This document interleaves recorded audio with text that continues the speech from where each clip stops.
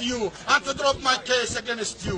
One day you will see what will happen to you. One day you will tell yourself, oh my God, I wish I was not born in Israel. I wish I was not immigrant to Israel.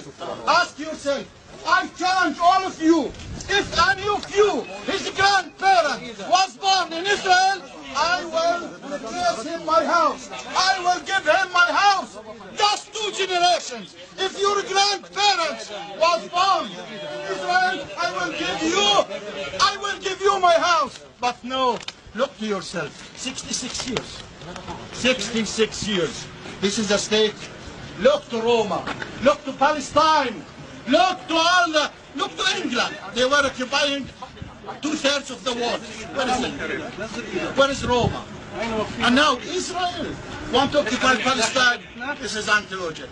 And the nature reject this. What about us, who are milking our children how to reject the occupation? 2014. And you go all over the world. Where are you from? From Israel. And you speak Hebrew. All the people will be suspicious. Those are the killers. Those are the people who are killing the people. Those people who are occupying another country. And you are proud of yourself. You are proud of yourself when you send your children to use weapons. And it's not allowed for Palestinians to do.